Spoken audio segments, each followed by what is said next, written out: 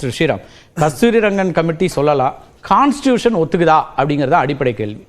இல்லைங்க, ஃபண்டமெண்டலாக இங்கே இருக்கக்கூடிய ஹிந்தி மும்மொழியை எதிர்க்கக்கூடிய பரந்தாமன் சாரா இருக்கட்டும், பீட்டர் சார், மும்மொழி எதிர்க்கிறாங்களான்னு தெரியல. மும்மொழியை எதிர்க்க ஆமா ஆமா, இங்க இருமொழி தான். ஆஃப் கோர்ஸ் ஆமா, இங்க இருமொழி தானே. அவர்களுடைய வீட்டு செல்வங்கள் பசங்க இவங்களுடைய உயர் கல்வியான சமச்சீர் கல்வியில படிக்கிறாங்களா இல்ல வேற எங்கேயாவது படிக்கிறாங்களா? அவர்கள் மட்டும் படிக்கலாமா? அவர்கள் வந்து அது ஹிந்தின்னு சொல்லல. அவர் எவ்வளவு என்ன அமைச்சர்களோட பசங்க எல்லாம் பிரெஞ்சுலாம் கூட படிக்க ஆரம்பிச்சிருக்காங்க. சோ நம்ம அதை பாக்குறோம்.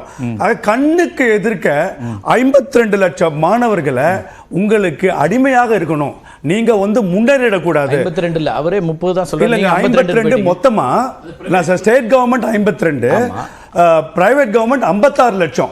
சோ பாதிக்கு பாதி அரசு பள்ளி மாணவர்களுக்கு வாய்ப்பு. அரசு பள்ளி மாணவர்கள் சொல்றேன் 52 லட்சம், 56 லட்சம் பிரைவேட் ஸ்கூல். அந்த பிரைவேட் ஸ்கூல்ல எல்லாரும் பணக்காரங்க இல்ல. அதுல அந்த சிபிஎஸ்இ, ஐஜிசி போர்டு, அந்த ஐசிஎஸ்இ போர்டுலாம் தான் இருக்கும். அப்ப சிபிஎஸ்இ போர்டுல படிக்கிறவங்க எப்படியாவது தன் குழந்தைகளை ஒரு நல்ல முன்னேற்றத்துக்கு, இந்த சமச்சீர் கல்வியை ஏற்றுக்கொள்ளாத அந்த தாய்மார்கள் அந்த சிபிஎஸ்இ ஸ்கூல்ல தங்களுக்கு சக்திக்கு மீறாக அந்த ஸ்கூல்ல சேர்த்து படிக்க வைக்கிறாங்க. அதுல ஒரு பேரண்டா ஒரு கருத்து சொல்லிட்டா, ஏன்னா இல்ல ஒரே நிமிஷம் உங்களுக்கு தான் வரேன். ஏன்னா நான் நீட் எழுதணும்னா, நான் வந்து ஜேஇ எழுதணும்னா क्वेश्चन பேப்பர் நீங்க சிபிஎஸ்இல இருந்து கேக்குறீங்க. எனக்கு சமச்சீர் கல்வியில வராதுங்கும் போது parents are forced to take that subject. Exactly. Syllabus. So ஒண்ணும் இல்ல, அதுக்கு ஒரு எக்ஸாம்பிள் சொல்லிட்டீங்களா? டிஎன்பிஎஸ்சி எக்ஸாம் நீங்க கண்டக்ட் பண்றீங்க. மொத்தம் 6244 போஸ்ட்டுக்கு 11 லட்சம் பேர் வந்தாங்க. ஒரு 5 பேர் அந்த டிவியில கூட நான் பார்த்தேன். ஒரு 5 பேர் லேட்டா வந்துட்டாங்க. 5 நிமிஷமோ 3 நிமிஷமோ கேட் பூட்டப்பட்டது. அவர்களை உள்ள அனுமதிக்கல. ஏன் அவங்கள அலோவ் பண்ணல? 5 நிமிஷம் லேட்டா வந்தாங்க. டிசிப்ளின் அதேதான். நாடாக ஒன்று இருக்கும்போது, நாடாக ஒன்று இருக்கும்போது நீங்க சொல்றீங்கல்ல அந்த டிசிப்ளின், நீங்க போட்டா அது டிசிப்ளின் இல்ல சார். கொஞ்சம் நீங்க லெட் மீ கம்ப்ளீட். நீங்க சொன்னது அனுமதிக்கலன்னு சொன்னீங்க. Let me complete. எல்லாத்தையும் ஸ்கேன் பண்ணல சார். கன்கரண்ட் லிஸ்ட்ல நீங்க 4 வாட்டி கேட்டீங்க. கன்கரண்ட் லிஸ்ட்ல ஃபைனல் சே அது மத்திய அரசாங்கத்துக்கு தான். நீங்க ஆட்சி பண்ற போது மட்டும் கன்கரண்ட் லிஸ்ட் காங்கிரஸுக்கான முடிவா இருக்கும். பாஜக ஆண்டா மட்டும் அது வந்து மாநில அரசு உரிமையா இருக்கும். இது என்னவோ இல்ல ஞாபகம் உங்களுக்கு. நாடாளுமன்ற நிதியை தடுப்பதற்கு அதிகாரம் அமைச்சருக்கு இருக்கா? இப்போ வீடியோ காட்ட முடியும். மேடம் கேட்டாங்க, தமிழக கவர்மெண்ட் அரசு பள்ளி மாணவர்கள் ஹிந்தி கேட்டாங்களான்னு. 10 வீடியோ காட்டுறேன்.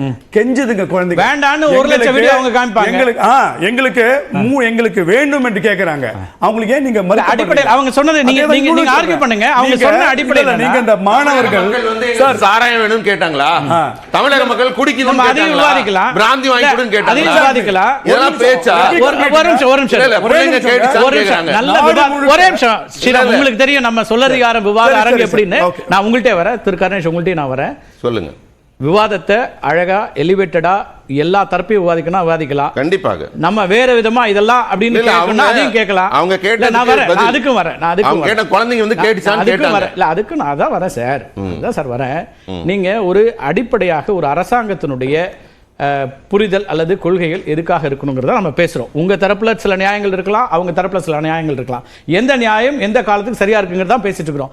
நீங்க கோல் போஸ்ட் மாத்தி போயிட்டு இருந்தோம்னாலும் அது கோல் போஸ்ட் மாத்தலீங்க. அவங்க கேக்குறாங்க குழந்தைங்க கேட்டுச்சா, அவரோட நிறைவு குடிக்கணும்னு கேட்டாங்களா மக்கள்? அப்புறம் நீங்க ஏன் திணிக்கிறீங்க? அங்க ஓகே, இந்தியா இத கொண்டு வந்திருக்கலாம், பேன் எடுத்து வந்திருக்கலாம். என்ன யார் தடுத்துற முடியும்? இப்பதான் மாநில அரசாங்கங்களுக்கு எந்த உரிமையும் கிடையாது. மாநிலத்துக்கு எந்த உரிமையும் கிடையாது. எல்லாத்தையும் கொண்டு வந்துருங்க. நீங்களே என்ன பிரச்சனை? ஒத்துக்கோங்க, கன்கரண்ட் சப்ஜெக்ட் எல்லாம் விட்டுருங்க.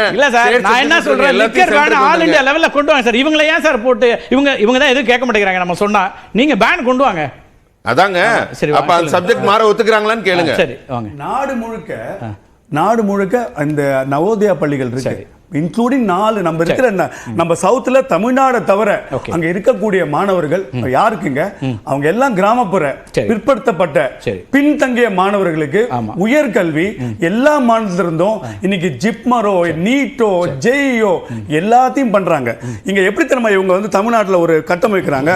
இந்த 56 லட்சம் பிரைவேட் ஸ்கூல் பசங்க இருக்காங்க பாத்தீங்களா, அவங்களுடைய அச்சீவ்மெண்ட்டை இங்க தமிழ்நாடுல வளர்ந்துட்டோம், நாங்க பண்ணிட்டோம். எங்க 2ஆம் கிளாஸ் ஒரு தமிழ் பேராவை 3ஆம் கிளாஸ் பையன் 78% படிக்க முடியல நம்ம தமிழ் பசங்களால. யார் சொல்றா?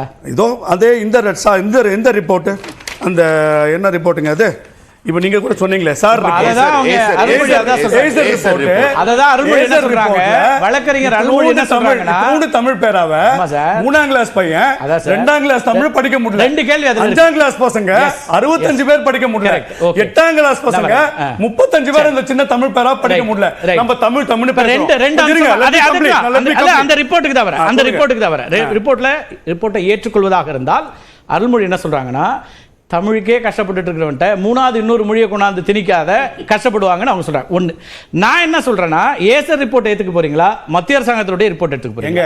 மத்திய அரசாங்கம் கொடுக்கக்கூடிய ரிப்போர்ட்ஸ்ல ஹையர் எஜுகேஷன்ல தமிழ்நாட்டோட ஸ்டாண்டர்ட்ல பிள்ளைங்க எங்க படிக்கிறாங்க? நீங்க ரிப்போர்ட் சொல்லுங்க, தலைவர்கள் பாத்தீங்களா? நீங்க இந்த பதில் வர மாட்டீங்க. உங்களுக்கு ஓடு போடுற ரிப்போர்ட் ஏசர் ரிப்போர்ட் எடுத்துக்கணுமா, மத்திய அரசாங்கத்தோட ரிப்போர்ட் எடுக்கணுமா? இதுதாங்க உச்சகட்டம். மத்திய அரசாங்கத்துடைய ரிப்போர்ட்டுக்கு லாயக்கு இல்லாதவங்க. மத்திய அரசாங்கத்துடைய தர நிறைய பட்டியல் எடுத்துக்கிறீங்களா, ஏசர் எடுத்துக்கிறீங்களா? ஏசர் தனியார் நிறுவனம், மத்திய அரசாங்கம் ஒரு பட்டியல் போடுது, அதுல தமிழ்நாட்டினுடைய கல்வி நிறுவனுடைய தரம் பத்தி சொல்லுது. எங்க தமிழ்நாட்டுடைய சொல்லுது சார், ஜிஆர்இ தமிழ்நாடு சொல்லுது சார், 52 லட்சத்தை எடுத்துவாங்க சார். ஜிஆர்இ 52 லட்சம். அவர் என்ன சொல்றாரு, ஸ்கூல்ல பீட்டர் என்ன சொல்றாருன்னா, அகில இந்திய அளவுல இருக்கிறது 2 மடங்காக தமிழ்நாட்டுடைய மாணவர்கள் உயர்கல்விக்கு வராங்கன்றாங்க. உங்க கேள்விக்கு நான் பதில் சொல்றேன் சார், நான் பதில் சொல்றேன். 56 லட்சம் ஸ்டூடண்ட்ஸ் வச்சிட்டு ஒரே நிமிஷம் நான் பதில் சொல்றேன். ஸ்டூடண்ட்ஸ் டிராமா பண்ணாதீங்க, அவங்க வாழ்க்கையில விளையாடுறது. ஒரே தரப்பா 2 தடவை பேச முடியாது. பீட்டர் வர அவர் பீட்டருக்கு தான் கேள்வி எழுப்பினார், அதுல வர அருள்மொழி அவர்கள்ட்ட போகணும். பீட்டர் ஸ்ரீராம் அவர்கள் ஒரு கேள்வியை மீண்டும் மீண்டும் வைக்கிறார். இதை நீங்க அட்ரஸ் பண்ணாம அடுத்த இடத்துக்கு போக முடியுமா? மக்கள்கிட்ட ஒரு கேள்வி வராதா அப்படின்றதான். தமிழிசை அவர்கள் அதான் சொன்னாங்க, அரசு பள்ளி மாணவர்களுக்கான வாய்ப்பு மறுக்கப்படுது, அல்லது ஏசர் ரிப்போர்ட்டா அவர் காமிக்கிறார் இங்க என்ன ஸ்டாண்டர்ட் இருக்கு அப்படின்னு. அதாவது ரெண்டு அதாவது ஒரு ஸ்ரீராம்னாலும் சரிதான், கருணேஷ்னாலும் சரிதான். முதல்ல நான் ஒரு நிலைப்பாட்டை அவர்களுக்கு சொல்லிக்கொள்ள ஆசைப்படுகிறேன்.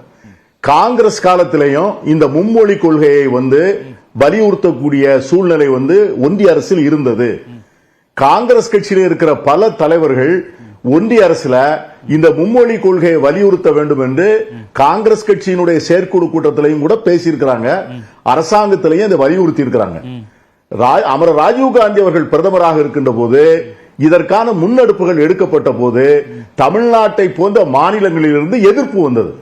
அப்படி எதிர்ப்பு வருகின்ற போது எங்களுக்கு இருந்த நியாயமான பயங்கள், தமிழ் சமூகத்துக்கு இருந்த பயந்தோடு இங்க இருக்கின்ற தமிழக காங்கிரஸ்காரர்களும் இதை ஆதரிக்கக்கூடிய சூழ்நிலையைத்தான் அன்றைக்கு நாங்கள் வைத்திருந்தோம். அது பெருந்தலைவர் காமராஜராக இருந்தாலும் சரி, மக்கள் தலைவர் ஐயா மூப்பனாராக இருந்தாலும் சரி, அதற்கு பின்னாலே வந்த வாழப்பாடி ராமமூர்த்தி போன்ற தலைவர்களாக இருந்தாலும் சரி, இந்த மொழி வழி சிந்தனையிலும் தமிழ் மொழியினுடைய அடையாளத்தை பாதுகாப்பதிலும் நம்முடைய கல்வி திட்டத்தை பாதுகாப்பதிலும் மாநிலம் சார்ந்த பார்வைதான் எங்களுக்கு இருந்ததே ஒழிய எங்கள் கட்சிக்கு இருந்த அகில இந்திய பார்வையை நாங்கள் அன்னைக்கு ஏற்றுக்கொள்ளல. இன்னைக்கு பாஜக இன்னைக்கு என்ன சொல்லுகிறது என்று சொன்னால், அவர்கள் ஏற்றுக்கொண்ட கொள்கைக்காக ஒரு இனத்தினுடைய தன்மானத்தையே விற்க வேண்டும் என்று சொல்வதை எங்களால் ஏற்றுக்கொள்ள முடியல, எங்களால் ஏற்றுக்கொள்ள முடியாது. இப்ப நாங்க என்ன சொல்றோம் அப்படின்னா, நீங்க சொல்றீங்கல்ல தமிழ் மொழியின் மீது உங்களுக்கு பெரிய கரிசனம் இருக்கு, அப்படி கரிசனம் இருக்கிறவங்க நீங்க நடத்துற ஒன்றிய அரசு தமிழ்நாட்டில் நடத்துற பள்ளிக்கூடத்துல நீங்க தமிழ் மொழிக்கு என்ன செய்திருக்கிறீங்கன்னு கேள்வி நாங்க வைக்கிறோம்ல. ஆசிரியர்கள் நியமிச்சிருக்கீங்களா? கேந்திர வித்யாலயாவில் தமிழ்நாடு அரசு ஜிஓ போட்டிருக்கு, தமிழ்நாட்டில் இருக்கிற பள்ளிக்கூடங்கள்ல கண்டிப்பா தமிழ் சொல்லி கொடுக்கணும். அந்த கேள்வி நாங்க அதை கேட்கிறோம். ரெண்டாவது நான் இதை முடிச்சிடுவேன். நான் நான் மொழி சார்ந்த பிரச்சனையாக பார்க்கல கார்த்திகை செல்வன். இது தமிழ் இருமொழி கொள்கை, மும்மொழி கொள்கை, தமிழ், இந்தி, சான்ஸ்கிரிட் இதெல்லாம் கிடையாது. பிரதமர் டெல்லி தேர்தல் முடிஞ்சோடனே என்ன சொன்னார்னா, people will support only the governments that delivered.